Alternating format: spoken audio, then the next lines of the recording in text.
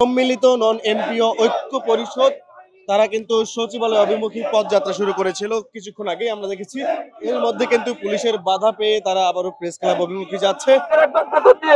আমরা স্ত্রী পরিজন নিয়ে নিব বেতন পদে, আমরা 6 মাস করে, আমরা 1 বছর পরে পরিপূর্ণ বেতন দেব। কিন্তু দুর্নীতিবাজ কিছু আমলারা সরকারকে ভুল বুঝিয়ে সরকারকে ব্যর্থ করার জন্য দেশে একটা অস্থির পরিবেশ সৃষ্টি করার জন্য চেষ্টা করছে।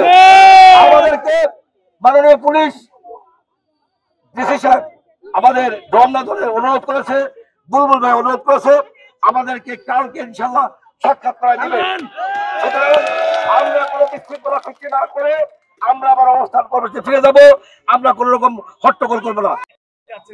আমাদের দাবি হলো আমরা নন এমপিও শিক্ষক, আমাদের এমপি ভুক্তিকরণ সরকার আমাদের স্বীকৃতি দিয়েছে এবং সে অনুযায়ী ছাত্র ভর্তি করা হয়েছে, পরীক্ষা নেওয়া হচ্ছে, ক্লাস নেওয়া হচ্ছে এবং সরকারি বিধি মোতাবেক আমাদেরকে নিয়োগ দিচ্ছে। কিন্তু সরকারি বিধি মোতাবেক আমরা কোনো বেতন ভাতা পাচ্ছি না। আমি ব্যক্তিগতভাবে 12 বছর, এমন অনেক শিক্ষক আছে যারা 20 বছর 25 বছর ওরা প্রতিষ্ঠান থেকে কোনো সুবিধা পাচ্ছে না এবং এই শিক্ষকরা, এই নন এমপি শিক্ষকরা খুব মানবেতর জীবনযাপন করছে। আমাদের এক সহযোদ্ধা ভাই এখানে এসে অসুস্থ হয়ে মারা গেছেন। আমাদের আরেক সহযোদ্ধা ভাইয়ের বাবা গতকাল মারা গেছেন, উনি যেতে পারেন নাই টাকার জন্য, ভাড়ার টাকার জন্য যেতে পারেন নাই।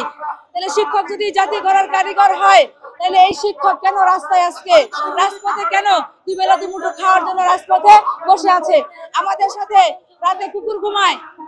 আমরা এখানে প্রেস ক্লাবের সামনে আজকে 16তম দিন অতিবাহিত করছি। সরকারের পক্ষ থেকে কোনো লোক এসে আমাদের সাথে সাক্ষাৎ করে নাই, আমাদের কোনো কথা জিজ্ঞেস করে নাই আমরা কেন আসছি, কি আমাদের সমস্যা জিজ্ঞেস করে নাই। আমরা পলিথিন বিছিয়ে এখানে অবস্থান করছি, শিক্ষক এবং ম্যাডামরা মিলে অবস্থান করছি। আমাদের ওয়াশরুম যাওয়ার ব্যবস্থা নাই, সেহরি ইফতারের কোনো ব্যবস্থা নাই, কোনো সহযোগিতা নাই। মোটামুটি না খেয়ে না দিয়ে আমরা 16তম দিন এখানে অতিবাহিত করছি। সরকারের কাছে আমাদের আকুল আবেদন, এটা আমাদের যৌক্তিক এবং ন্যায্য দাবি।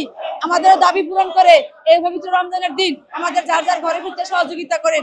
যেহেতু কেউ আমাদের সাথে যোগাযোগ করে নাই, এই জন্য আমরা সচিবালয় উপদেষ্টার কার্যালয়ে যাচ্ছি ওর সাথে সাক্ষাৎ করার জন্য।